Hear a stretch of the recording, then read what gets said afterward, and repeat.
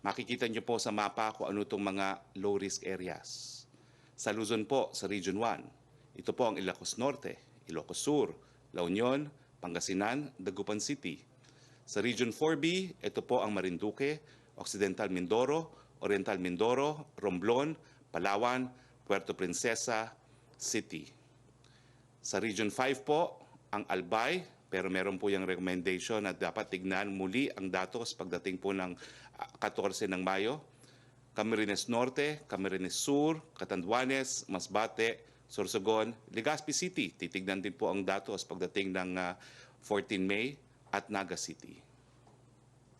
Nasa low-risk area rin po at hindi na nasa ilalim ng community quarantine sa Region 6 ang Aklan, Antique, Capiz, Guimaras, Iloilo, Negros Occidental, Iloilo City at Bacolod City.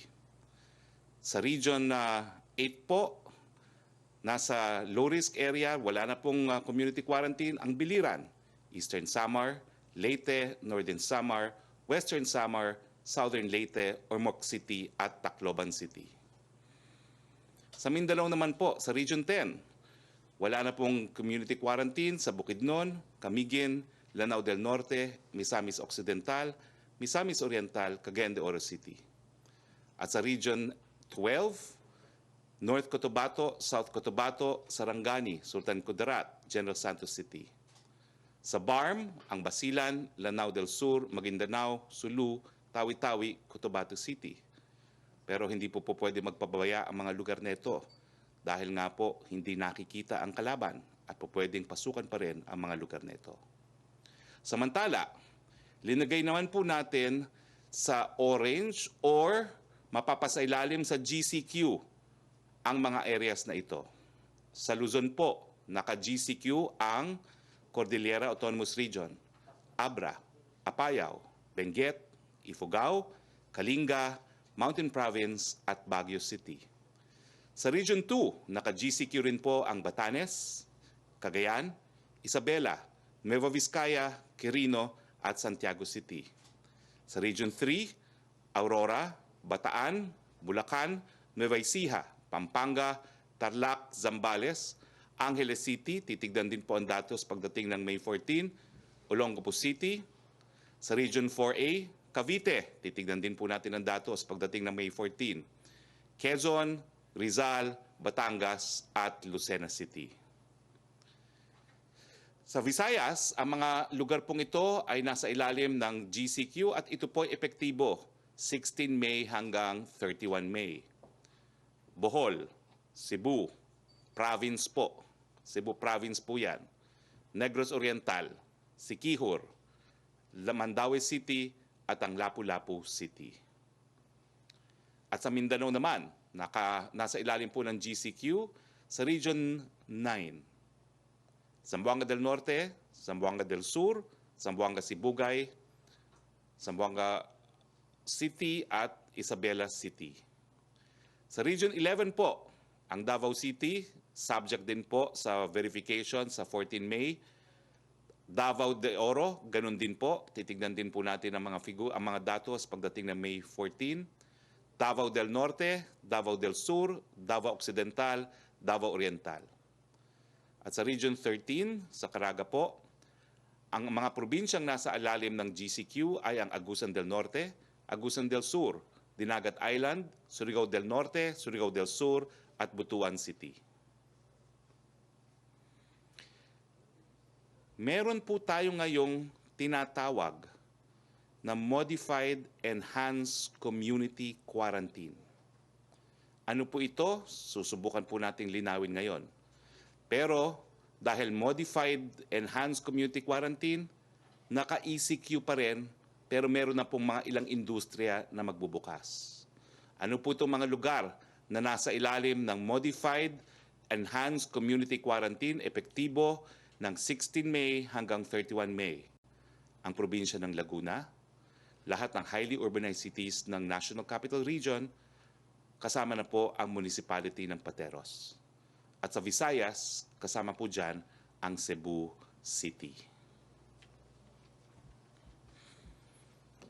Now, lahat po yung mga probinsya, mga highly urbanized cities, yung mga independent component cities na nakarakterize as low, moderate, and high risk, low po yung green, moderate yung yellow, at ang high risk ay pula, may appeal their classification to the IATF Screening and Validation Committee with the concurrence of the regional IATF, not later than 13 May 2020.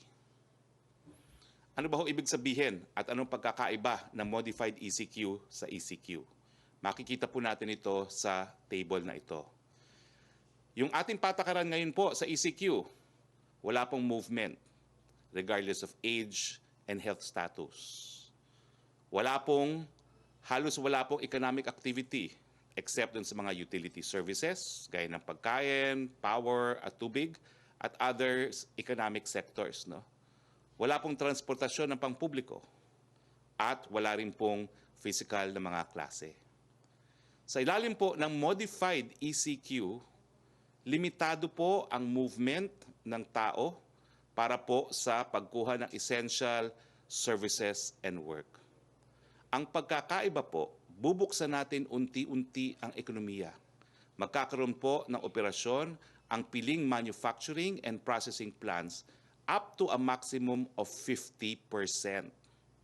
Ano po itong mga industriya nito? Isasapinal po ngayong araw yan. At bibigyan natin ng anunsyo kung hindi mamayang hapon. Bukas po, magkakaroon din tayo ng press briefing. Wednesday, normally wala pong press briefing. Magkakaroon po tayo bukas para idetalye kung ano po yung naaproba ng IATF ng mga industriyang magbubukas. Magkakaroon din po tayo siyempre dahil meron ng pasok ang ilang mga industriya sa modified ECQ ng kaunting limited transportation services para po sa mga papasok sa trabaho at para po dun sa magbibigay ng essential goods and services. Suspendido pa rin po ang lahat ng klase sa lahat ng antas. Sa GCQ na matagal na po natin pinag-uusapan, alam naman po natin na limitado rin ang movements, pero ang operasyon ng gobyerno at halos lahat ng industriya ay balik na up to 75%. Ang mga exceptions lamang ay yung mga mataong mga industriya, no? At saka yung para sa amusement at saka yung mga para sa mga kabataan. Pero meron lang po tayong limited na transportation services kung saan oobserbahan po ang social distancing. At po pwede po ang flexible learning, hindi pa rin po pwede ang face-to-face learning. Now, bukas po, ididetalye natin kung ano yung mga industriya sa modified ECQ na po pwede nang mag-operate. Ano pa po ang diferensya o pagkakaiba ng modified ECQ? Well, alinsunod na rin po ito sa kagustuhan ng mga mayor, no? Ang ating mga mayor po ay humingi sila, well, una-una po, ang hiningi po ng mga mayor ay tatlo. Unang-una, ang sabi nila, hindi po pwedeng magkaiba ang klasifikasyon ng mga syudad at munisipyo sa Metro Manila, dapat iisa lamang. Kaya nga po, nakinig po ang IATF at iisa lang po ang regime, kumbaga applicable sa ating Metro Manila. At ito nga po ang modified ECQ. Pangalawa, ninais din ng mga mayor na i-impose ang GCQ sa NCR, pero ang mga LGUs ay papayagan na mag-lockdown ng mga barangay as needed. Yan po yung pangalawang suhestyon na inadapt po ng IATF. Paano po gagawin ito? Nagkaroon po tayo ng mga tinatawag na mga different zones. Ito po yung critical zone at makikita nyo po sa graph na ito po yung pula. Meron tayong containment zone, meron tayong buffer zone, at meron tayong outside of buffer zone. Ang critical zone po, ito siyempre yung matataas ang kaso. Kailangan merong more than 20 cases for every 100,000. No? Yan po ang critical zone. At itong mga critical zone pong ito, mananatili po under ECQ as we know it.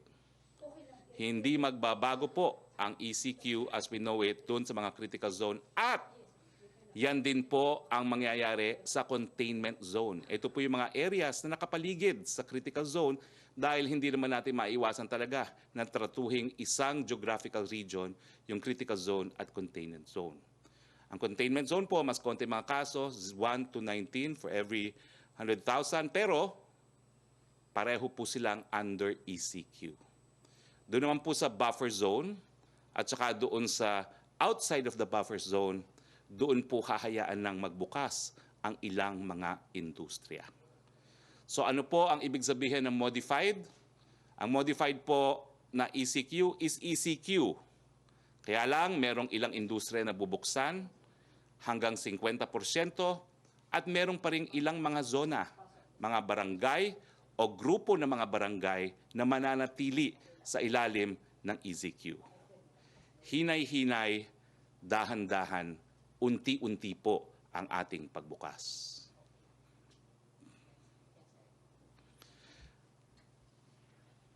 Now, para po dun sa mga areas na mapapasa ilalim sa modified ECQ, again, ang effectivity po nito ay May 16 hanggang May 31. Ang rekomendasyon po ng National Task Force Against COVID-19 ay ina-adapt po natin in relation dun sa mga proposed zoning concept and corresponding qualification and its phase response or intervention. Ibig sabihin, hindi lang po yan isang barangay, kung hindi yung mga barangay na nakapaligid din. No? At alinsunod po rito, yung mga lokal na pamahalaan na po ang siyang magdideklara at magka-classify kung ano yung mga barangay na matataas pa po ang kaso ng COVID para po masubject pa to ECQ. Kinakailangan po yung classification at pagtatalaga at pag-identify ng LGU ay gawin pursuant to a confirmation to be made by the Regional Interagency Task Force. Sa ibang balita po, naapruban na rin po yung rekomendasyon ng IATF na bigyan ng 5 milyon pang pamilya mula po sa first tranche ng Social Amelioration Program ang ating mga kababayan. Ulitin ko po, naaprubahan na po. Hindi lang 18 milyon ang mabibigyan po ng SAP sa first tranche, nadagdagan na po ng 5 milyon. Pero dahil limitado po ang pondong binigay ng Kongreso, yung mabibigyan po sa second tranche ay yung lamang mga nananatili sa ECQ na dineklara nung pangalawang buwan ng ating Pangulo. Malinaw po yan. Doon sa unang buwan, lahat ng nasa ECQ may ayuda. Sa pangalawang buwan, yung mga lugar na nakatira lamang sa ECQ o may ayuda, wala na pong ayuda. Yung mga... Okay, we were listening to Presidential Spokesman Harry Roque, who is still actually talking about the SAP program and how it applies to the second month. With an additional 5 million families to the 18 million families originally programmed for the first month. Pero ang sasabi nga ni Spokesman Harry Roque, at least until we got cut off, was that yung bibigyan lamang ng second tranche ay yung nandun sa ECQ areas after May 15. So that will only relate to, I suppose, NCR, Cebu, and Laguna. So yung ibang mga nasa ECQ before May 15, mukhang matatanggal na doon sa SAP program for the second month.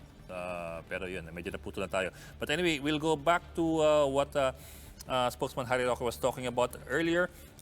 Naaproba na po yung rekomendasyon ng Interagency Task Force, also based on the Metro Manila Council recommendations. So ang nangyari po dyan ay mananatili na lamang po doon sa ECQ, pero modified ECQ, yung mga lugar ng Laguna, National Capital Region at Cebu pagsapit po ng May 16. Originally po kasi nasa ECQ pa yung Region 4A, yung Region 3, yung Pangasinan, yung Benguet, yung Cebu at yung Davao. Nasa ECQ yan until May 15. Pero after May 15, Matitira lang po sa modified ECQ yung Laguna, NCR at yung Cebu. So matatanggal po yung almost all of Region 4A, yung Region 3, yung Pangasinan, yung Benguet at as well yung Davao area. So yun po, everybody else will go into other classifications. The other classifications are these. Yung green or low risk areas na hindi under any kind of quarantine at all, hindi sila under GCQ or ECQ, ay ang Region 1, ang Region 4B, that's Marinduque, Mindoro, Romblon, Palawan, Region 5, Region 6, Region 8, Region 10 sa Mindanao, that's yung Misamis, Bukidnon, and so on. Region 12, yung Cotabato, Sarangani, Sultan Kudarat, Tiansan. Yung BARM, yan po yung Basilan, Lanao, Maguindanao, Sulu, Tawi-Tawi. Tapos yung second level po, yung Orange GCQ. Ito po yung Cordillera, so Abra, Apayao, Benguet, and so on down the line. Region 2, Batanes, Cagayan, Isabela, Quirino. Region 3, Aurora, Bataan, Bulacan, and so on. And Region 4A, except of course for Laguna, so nandyan po yung Cavite, Quezon, Rizal, at yung Batangas. Sa Visayas po, Region 7, Bohol, Cebu as a province, hindi po yung syudad, and Negros and Siquijor, among others. Sa Mindanao, Region 10, yung Zamboanga Peninsula, Sibugay, Region 11, Davao City, pending po ang kanilang results sa May 14, the day before the quarantine ends. Davao de Oro as well. Davao del Norte, Sur, Occidental, Oriental, at Region 13, Caraga, Agusan, Dinagat, Surigao, and so on down the line. So again po, yung third level ng quarantine, it's what they now call modified quarantine, which we will explain in a while, will now only include Laguna, NCR, at ang Cebu. So yun po yung tatlong levels. Matitira lang po sa modified ECQ ay Laguna, NCR, at Cebu. Those who want to appeal their classifications out to the IATF may still do so they can still be modified. Ngayon po, ano po yung pagkakaiba ng present ECQ doon sa modified ECQ come May 16 for Laguna, NCR, and Cebu? Ito raw po yung pagkakaiba. Under the present ECQ, there is no movement regardless of age, health, and status. There is no economic activity except for the utilities, no public transportation, and no classes. Yan po yung ating kinalalagyan ngayon hanggang Mayo 15. Ngayon po, by May 16, under the modified ECQ for NCR, Laguna, and Cebu, ito na po yung magiging patakaran. There will now be limited movement of essential services and work. They will slowly open the economy. In details po, ito po yun. Government will operate select manufacturing and processing plants by up to 50% of their workforce. Yung pong listahan ng mga papayagang mga planta at pabrika ay ipipinal po yan ngayong araw. At maglalabas po ng listahan ngayong araw kung ano po yung mga maaring bigyan ng hanggang 50% ng kanilang mga workforce o trabahador. So yun po, mga kalahati, papayagan yung kalahati ng workforce ng ilang mga selected na industriya. And that list will be finalized by today or tomorrow. As well, there will be limited transportation services to service those who will be going to work. Ayan pong 50% na yan. However, classes will still remain suspended, at least yung physical classes for the modified ECQ areas. Ngayon po, meron pong may specifics na binigay si Secretary Roque doon sa modified ECQ dahil binigyan po ng parang zoning classifications itong modified ECQ. Meron lang konti tayong katanungan pero mamaya siguro natin may tatanong kasi dun sa mga zoning areas, meron na pong 4 na zoning areas. Yung critical, ito po yung delikado talaga. Susunod po yung containment areas, ito po yung nasa paligid ng critical areas, at yung buffer at yung sa labas ng buffer. These 4 zones are within the modified ECQ. Ano po yung ibig sabihin yan? Yung critical areas po ng mga zones, ito po yung merong 20 COVID positive per 100,000 residents. Yan po ay mahigpit na nasa ECQ pa rin. Yung containment areas yan, o containment zones, yan po ay nasa paligid ng critical zones. Yan po ay merong nagpa-positive na 1 hanggang 11 na COVID-19. Yan po ay naka-ECQ din. So kung meron kayong at least 1 doon sa inyong area, you can imagine na kayo po ay nasa containment area o nasa critical area. Ang hindi lang po malinaw, how kung mag-apply dito yung sinasabi nila na up to 50% na pagbubukas doon sa manufacturing at processing plants and workforce. Hindi po yun masyado nalinaw. As well, meron po pong dalawa pang zones, yung buffer at yung outside buffer. Yun po siguro doon talaga pasok yung up to 50% ng workforce. Ngayon po, the local government units are allowed to designate kung ano yung mga barangay o areas nila na maisasailalim sa critical, containment, buffer, o outside buffer. So the LGUs are, that authority has been devolved to the LGUs. However, this is pursuant to confirmation by the Regional Interagency Task Force. So hindi po yan unilateral on the part of the mayors. Kailangan pong kumonsulta doon sa NCR IATF in the case of NCR. Ngayon po, for GCQ areas, yung karamihan po na I suppose nasa orange zone, government offices and industries are allowed to resume work up to 75% of their workforce. So, yan po, 2/3 ng 3/4 ng kanilang workforce ay papayagan ng pumasok. Also, they are allowed to have flexible learning arrangements for school. So, yun po. Tapos sa huli po, bago tayo maputol, yung Social Amelioration Program po, inaprobahan na po ng IATF at ng Pangulo yung pagdagdag 5 milyong pamilya doon sa original na 18 milyong pamilya na sinaba doon sa first tranche ng SAP. However, ang sabi ni Secretary Roque, itong second tranche ay ibibigay lamang doon sa mga nasa ECQ areas. Yung nga lang po, yung ECQ areas ay NCR at yung Laguna at yung Cebu. So hindi po malinaw gaano kung paano po mangyayari niyan kung may nagdagdag na 5 milyong pamilya doon sa 18 milyong pamilya. Samantalang Laguna, NCR at Cebu lamang yung nasa ECQ. So yun po, that's all we have so far. And we will try to get some more clarity on the zoning, on how the zoning applies to the modified ECQ and doon po sa Social Amelioration Program. So that's what we've all been waiting for the whole day today, and I suppose that does provide a little bit of clarity to the rest of the day.